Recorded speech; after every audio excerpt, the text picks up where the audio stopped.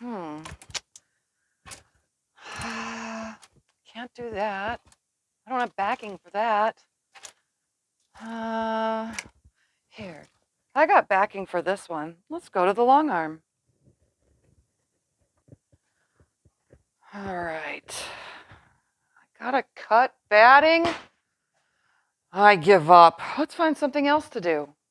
Apparently, I have lost my Sewjo. I need to show you what I do to regain that.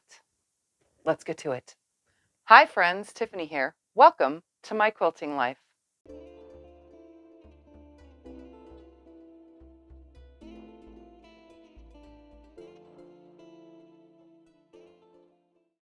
So I've lost my mojo and or Sewjo, or whatever you want to call it here, okay? It's time to show you what I do to cleanse myself. And I use fabric to do that.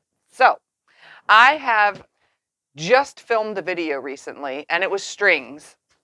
And I made this mess and I got so tired of looking at it that I threw it into my closet on the floor and didn't touch it for like almost a month and a half because that video I filmed a while ago.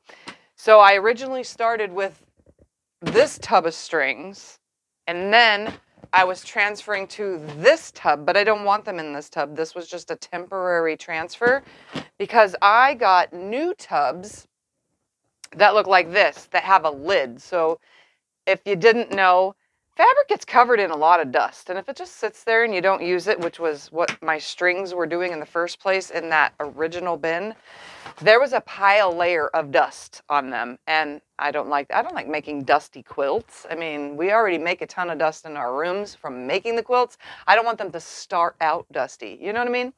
So I got these tubs that actually have lids, which I don't even know where they are, but they have a lid and then they snap on. They're not fully clear, so I'll know that these are my string bins because I'm going to put strings on it. I'll write, on a, what's the word for it? Like the paper tape, I can't think of the word, but I'll put a piece of tape. I'll write with a Sharpie that says strings, and this is going to be my colorful string bin, and then I have a solid string bin, which I'm not going to bring out to show you. But this is what I do when I just am not in the mood. I want to load the long arm, but I don't want to go outside in the heat to cut the batting. I don't want to sit here and sew, really. Just not in the mood. I don't want to make backing fabric, none of it. I just want to stand here and organize this pile of strings. So this is what I do to cure that.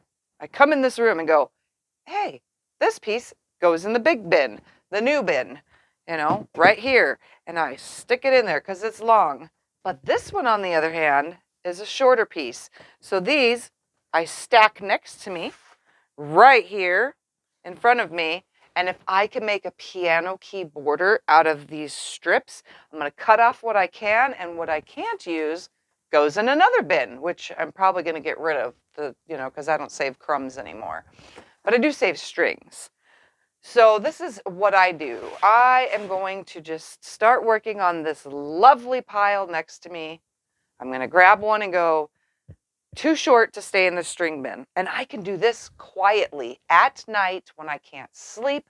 I can do this, well, mainly at night when I can't sleep, or when I'm really just not in the mood to make anything. I literally just come in here and do this.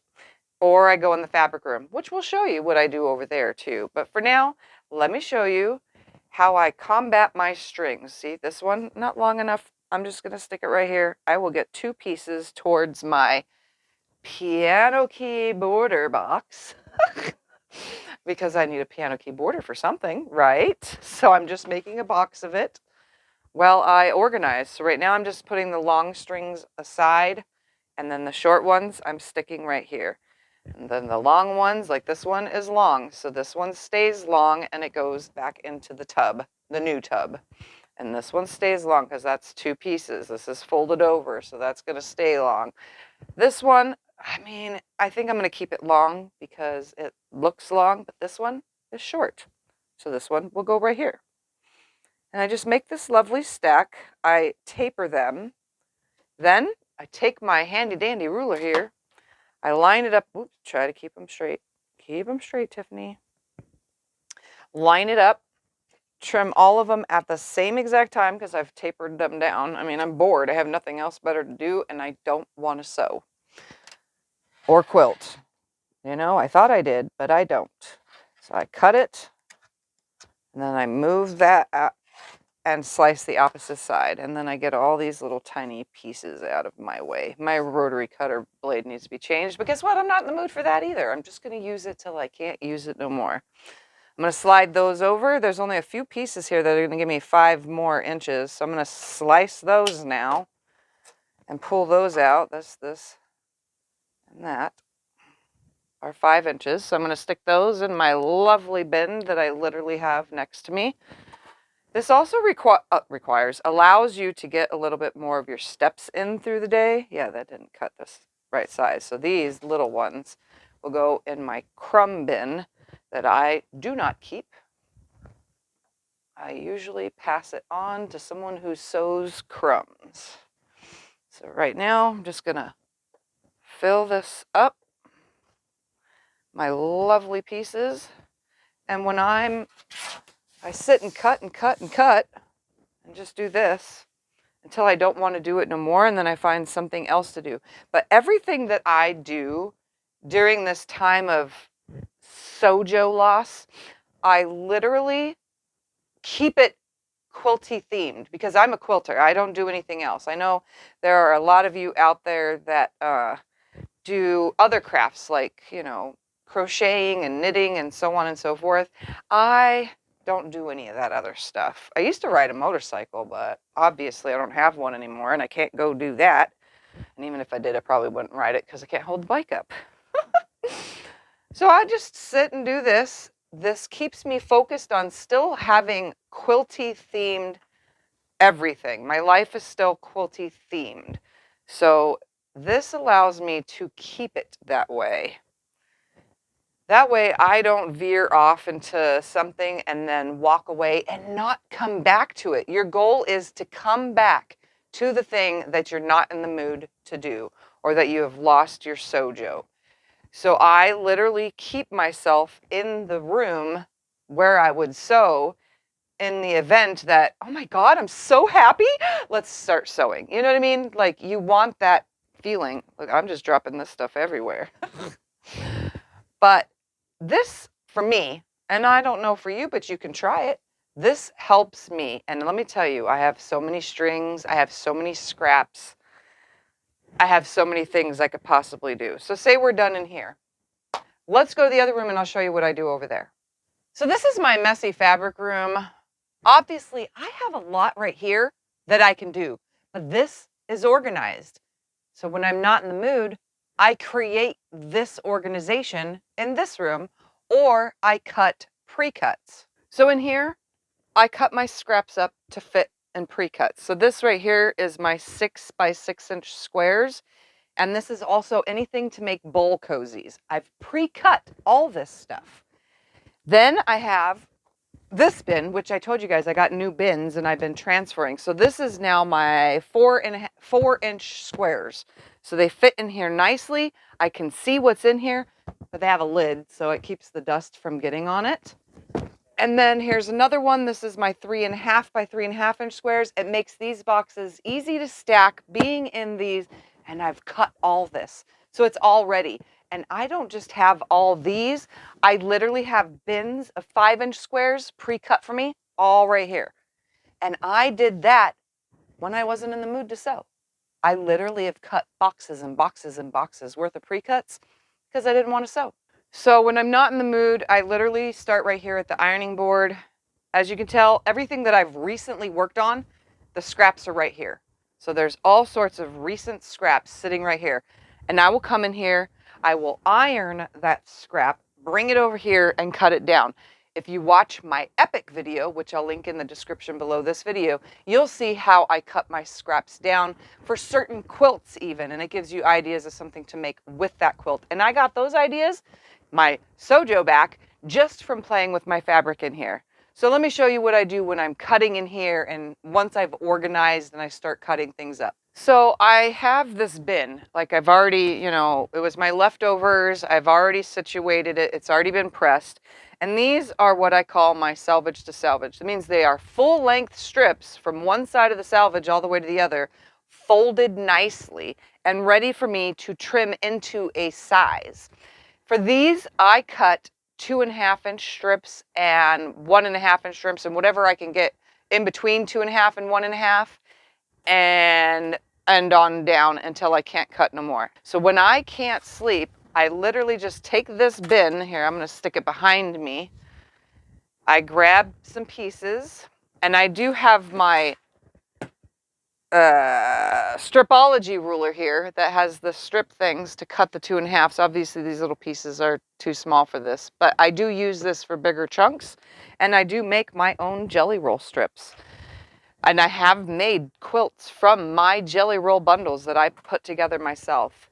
So when I have lost my Sewjo, I will stay in this room cutting fabric just like this. So this right here is a 1.5-inch strip.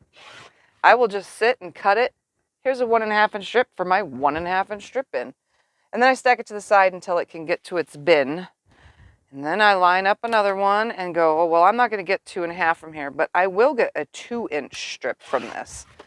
So I will cut it, line it back up, and get a 2-inch strip from this one, because I'm not in the mood to sew, but I am preparing my life to be able to sew on a dime. You know, like when you just, ooh, that's already ready.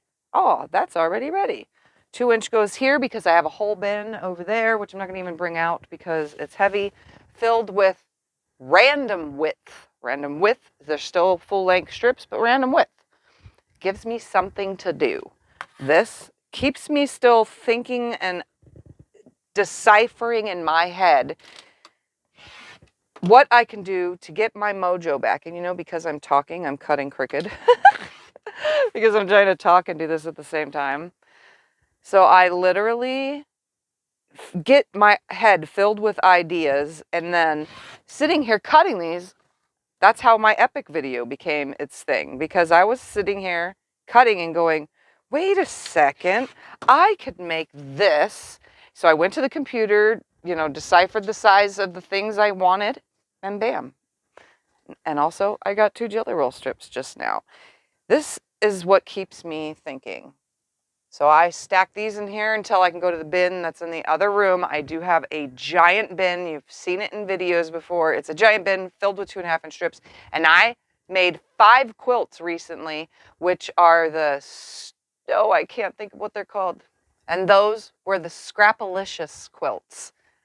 I knew it would come to me. So I literally just, that one I took over 300 and, I don't know, it was like 350 or 375 2.5-inch strips, and I made 5 quilts out of them. 5 quilts out of that many strips, and they were all full size to queen size, and I was able to get those done. And I drew that inspiration from the fact that I stand here, you know, without my Sewjo and cut these 2.5-inch strips, and I go, oh, well, that one is going to go with that one, which is going to go with that one, and I just put it all together. Sometimes they're in a super scrappy mode when I make them, when I finally do get to piecing them together, and sometimes they're not. So again, 2 more strips, and they will go in my stack until I can get to my other room. So that's what I do in this room to get my Sewjo back, is I literally cut scraps down and make bins and piles and bins. And sometimes I make bundles. So I'll find fat quarters that go together. So here's a bundle I made myself. Doesn't that make you draw some inspiration to make a fall quilt? So I'll put these together. I have tons and tons of these rubber bands. I put the rubber band around it, and then I stick it over on my shelf. And when I'm ready and that Sewjo is back, I grab my bundle and say, let's make a fat quarter quilt, which I do have, turning fat quarters into background fabric, or backing fabric. Sorry, that's the word. Turning fat quarters into backing fabric. I'll link that video in the description below as well. So I literally just play with scraps, organizing, adjusting, cutting. I play with all my fabric, Everyone says, you know, it's nice to fondle or pet your fabric. They just like to do that. And guess what? Technically, that's what I'm doing here, is I am fondling my fabric. I am withering out the pieces that I don't want to be something else, turning them into something else, and then continuing on in my quilting journey. So I hope this bit of information helped you find your Sewjo. Try it. You never know. You might enjoy just cutting fabric and playing with fabric and organizing your fabric. Even if you've already organize it again. It might bring you joy. And then you'll end up at your sewing machine and go, this is going to be a beautiful quilt. So thank you very much. Oh, wait. Bye.